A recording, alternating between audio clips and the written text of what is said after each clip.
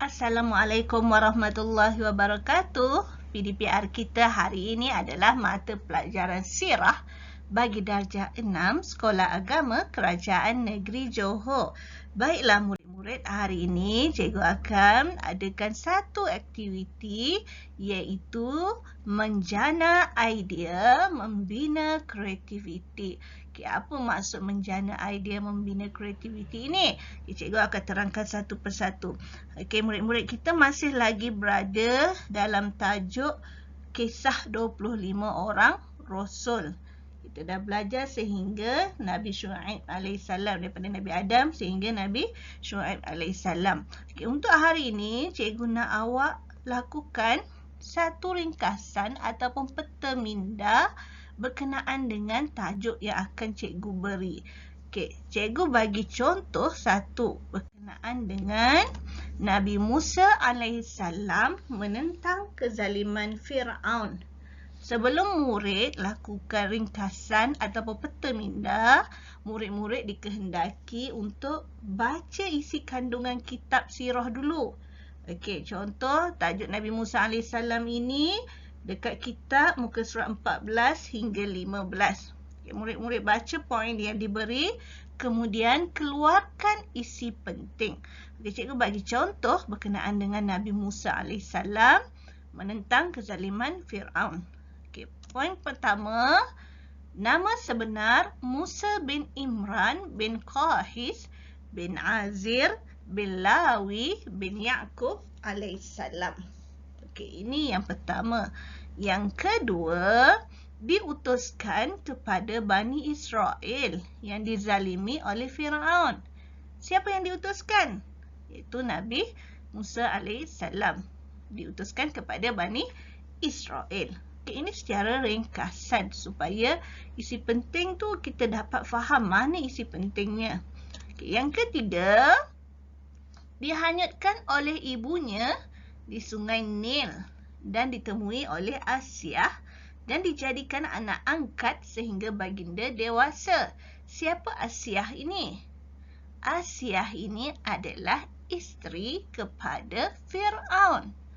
Okey, pada zaman Nabi Musa AS, Fir'aun ini akan membunuh anak lelaki yang dilahirkan. Cuma dia tak bunuh setiap tahun. Dia bunuh selang setahun.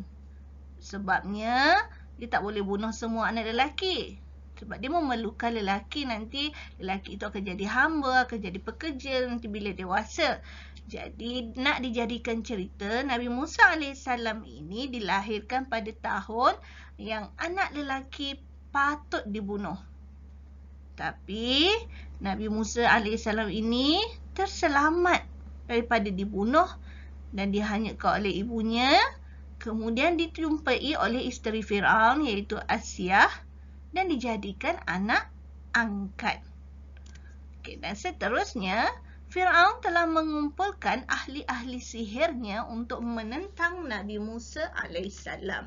Okay, murid-murid, kisah Nabi Musa AS ini kalau dalam kitab kisahnya ringkas. Kalau murid-murid nak memahami dengan lebih jelas, boleh cari di internet dan sebagainya.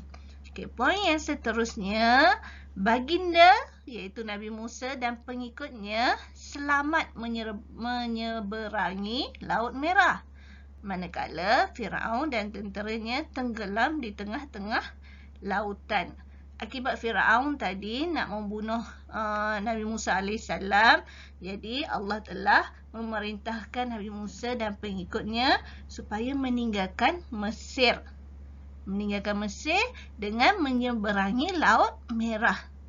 Macam mana Nabi Musa itu menyeberangi Laut Merah?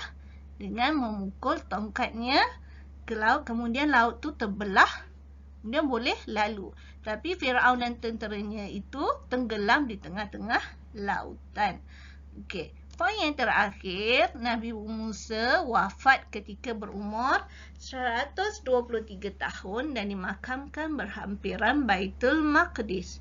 Okey, ini adalah secara ringkasan bagi kisah Nabi Musa AS. Sekarang, aktiviti membina idea, menjana idea, membina kreativiti itu, cikgu nak lihat kamu buat dekat tajuk Nabi Harun alaihissalam berkenaan dengan fasih berbicara. Okey, rujuk muka surat 15. Awak baca, kemudian keluarkan isi-isi penting. Selepas dah siap Nabi Harun, kemudian buatkan juga ringkasan untuk Nabi Zulkifli alaihissalam berkenaan dengan rajin beribadat. Kalau poinnya sikit-sikit sahaja. Okey, baiklah murid-murid, cikgu harap awak dapat menyelesaikan tugasan ini dengan sebaik yang mungkin. Kita akan berjumpa di lain masa. Sekian, terima kasih.